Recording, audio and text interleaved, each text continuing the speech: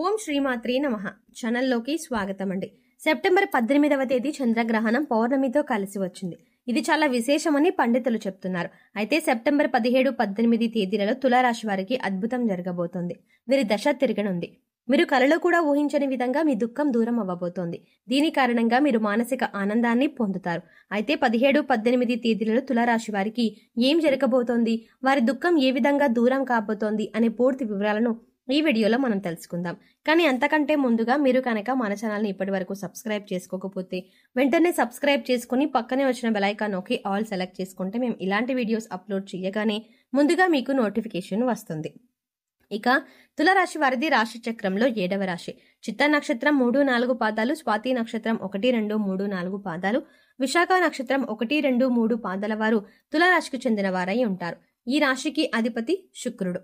అయితే ముందుగా ఈ రాశి వారి మనస్తత్వాన్ని చూసుకున్నట్లయితే వీరు చాలా మంచి వ్యక్తిత్వాన్ని కలవాలని చెప్పుకోవాలి.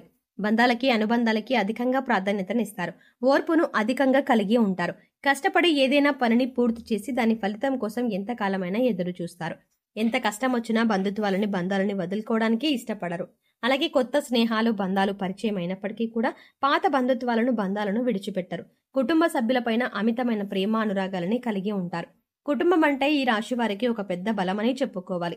అలాగే ఇది వీరికి ఒక పెద్ద బలహీనతని కూడా చెప్పుకోవచ్చు. కుటుంబ సభ్యుల కోసం ఏం చేయడానికైనా సిద్ధంగా ఉంటారు. ఇక వీరి జీవితాన్ని పరిశీలించినట్లయితే వీరి జీవితంలో అనేక సమస్యలు ఒడిదుడుకులు ఉంటాయని చెప్పుకోవాలి. మీకున్నటువంటి మంచి మనస్తత్వం చేత కూడా కొంతమందికి దూరం చేసుకునే అవకాశాలు ఉంటాయి. కొన్ని సందర్భాల్లో మీరు కాంప్రమైజ్ కావాల్సిన అవసరం లేని చోట కూడా కాంప్రమైజ్ అవుతూ ఉంటారు. అంటే రాజీ పడాల్సిన అవసరం లేకపోయినా కూడా రాజీ పడి కొంతమంది వ్యక్తులకి దూరం అయ్యే అవకాశాలు కూడా ఉంటాయి. ఇలా రాజీ పడ్డం వల్ల ఒక వర్గానికి నచ్చితే మరొక వర్గానికి నచ్చకపోవచ్చు. ఈ విధమైన మనస్తత్వాన్ని మీరు కలిగి ఉండటం వల్ల కొంతమంది వ్యక్తులకు దగ్గరయ్యి మరికొంతమందికి దూరం అయ్యే అవకాశాలు ఉంటాయి. ముఖ్యంగా కుటుంబ సభ్యులు కూడా వీరిని అర్థం చేసుకోలేని సందర్భాలు కూడా వీరి యొక్క జీవితంలో అత్యధికంగా కనిపిస్తూ ఉంటాయి. అంటే మీరు రాజీ పడక్కర్లేని సందర్భంలో కూడా రాజీ పడ్డం వల్ల కుటుంబ సభ్యులకి కూడా మీ పైన కోపం వచ్చే అవకాశం ఉంటుంది.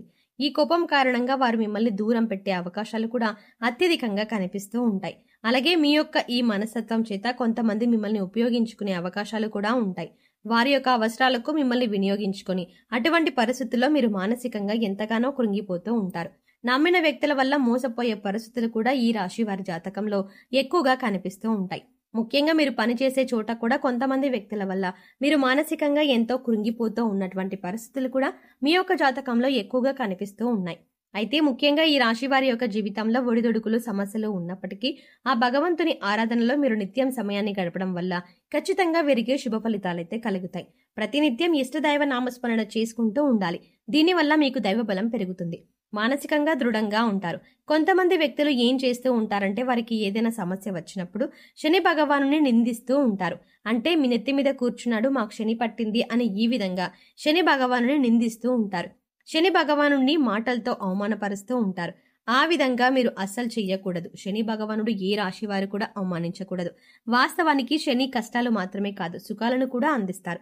అది మనం ఆచరించే పనుల మీద ఆధారపడి ఉంటుంది. క్రమశిక్షణతో ఉంటే కనుక శని భగవానుడు వరాల జల్లు కురిపిస్తాడు. అంటే మనం చేసే కర్మలకు ఫలితాల్లో మాత్రమే శని భగవానుడు మనకిస్తూ ఉంటాడు. అయితే శని భగవానుడు నిందిస్తూ అవమానిస్తూ ఉంటే సమస్యలు ఉత్పన్నమవుతూ ఉంటాయి. సమస్యలకి పరిష్కారాలు కూడా లభించవు. మీరు ఎప్పుడైతే శని భగవానుని స్తుతిస్తూ ఆరాధిస్తూ ఉంటారో ఖచ్చితంగా శని భగవానుడు ఆశీస్సులతో మీ జీవితంలో మీరు కోల్పోయిన వాటిని దక్కించుకుంటారు. ఆర్థికంగా పురోగతి సాధిస్తారు. మీ యొక్క జీవితంలో మునుపెన్నడూ లేనటువంటి అద్భుతమైన ఫలితాలను కూడా మీరు చూస్తారు. అయితే ముఖ్యంగా మీ యొక్క జీవితంలో దాన ధర్మాలు చేయడం వల్ల కూడా మీకు అపారమైన పుణ్యఫలం లభిస్తుంది. అంటే మీ యొక్క మనస్తత్వం ఇతరులకు సహాయం చేసే గుణమే కాబట్టి మీరు ఈ విధంగా దాన ధర్మాలు చేయడానికి ఏమాత్రం వెనకడుగు వేయకుండా మీ శక్తి మేరకు అంటే అప్పులు చేసి దానాలు చేయాల్సిన అవసరం లేదండి. మీకు ఉన్నంతలో మీ శక్తి మేరకు దానం చేస్తూ ఉండండి. ఈ విధంగా చేస్తే కనుక ఖచ్చితంగా ఆ పరమశివుడి అనుగ్రహం మీకు తోడుగా ఉంటుంది. ఆ శని భగవానుడు కూడా మిమ్మల్ని ఎంతగానో అనుగ్రహిస్తాడు. మీ జీవితంలో ఉన్నటువంటి ప్రతి సమస్య కూడా పరిష్కారాన్ని చూపిస్తాడు. అలాగే ఆలయానికి వెళ్లి నిత్యం మీరు శని భగవానుడి చుట్టూ ప్రదక్షిణ చేసి నెయ్యితో దీపాన్ని వెలిగించండి. శనివారం రోజు ఈ విధంగా చేస్తూ ఉండండి. మీకు వీలైతే శని భగవానుడికి ఇష్టమైనటువంటి వస్త్రాలను అలాగే నల్లని వస్తువులని దానంగా ఇవ్వండి. ఈ విధంగా చేయడం వల్ల కూడా అపారమైన పుణ్యఫలం మీకు దక్కుతుంది. ఇక ముఖ్యంగా ఈ విషయంలోకి వస్తే ఈ రాశి వారి యొక్క జాతక ప్రకారం సెప్టెంబర్ 17, 18 తేదీల్లో మీ దుఃఖమంతా దూరం అయ్యే అవకాశాలు కనిపిస్తున్నాయి. అది ఏ రకమైన దుఃఖమైనా కావచ్చు. ఒక్కొక్కరికి ఒక జీవితం ఏ విధంగా ఉంటుందంటే ఏదో ఒక సమస్య నెలల నుండి కావచ్చు, లేదా సంవత్సరాల నుండి కావచ్చు వారిది వేధిస్తూ ఉంటుంది. కుటుంబ సభ్యుల మధ్య సఖ్యత లేకపోవడం కావచ్చు, ఆర్థికంగా ఇబ్బంది పడుతూ ఉండవచ్చు, లేదా మీ వృత్తి వ్యాపారానికి సంబంధించిన సమస్య అవ్వచ్చు, లేదంటే ఇరుగు పొరుగు వ్యక్తులతో విభేదాలు, లేకపోతే బంధువులతో విభేదాలు. ఈ విధంగా ఒక్కొక్కరి జీవితంలో తీరని సమస్య అంటూ మానసికంగా వారిని వేధించేటటువంటి ఒక పెద్ద సమస్య ఉంటుంది. ఆ సమస్య దూరం అయ్యే అవకాశం కనిపిస్తోంది. మీరు ఎంతో కాలంగా ఈ సమస్యతో వేధింపబడుతున్నారు. ఈ సమస్య కారణంగా మీరు ఏ నిర్ణయం సక్రమంగా తీసుకోలేకపోతున్నారు. ఇక ఈ సమస్య తీరడం వల్ల మీరు ఎంతో మానసిక ఆనందం కలుగుతుంది. సెప్టెంబర్ 17, 18 తేదీలో మీ యొక్క జీవితంలో ఈ సమస్యకి పరిష్కారం కనిపించబోతోంది. అంటే చాలా కాలంగా మిమ్మల్ని వేధిస్తున్నటువంటి ఒక పెద్ద సమస్యకి పరిష్కారం లభించవచ్చు. ఆర్థిక సమస్యలు తీరవచ్చు. ఉద్యోగంలో మీరు శుభవార్త వినే అవకాశం ఉంటుంది. ప్రమోషన్తో కూడిన ట్రాన్స్ఫర్ లభించవచ్చు. అలాగే విదేశాలకు వెళ్ళాలి అనుకునే వారికి కూడా ఇది ఒక శుభ సమయంగా సూచిస్తుంది.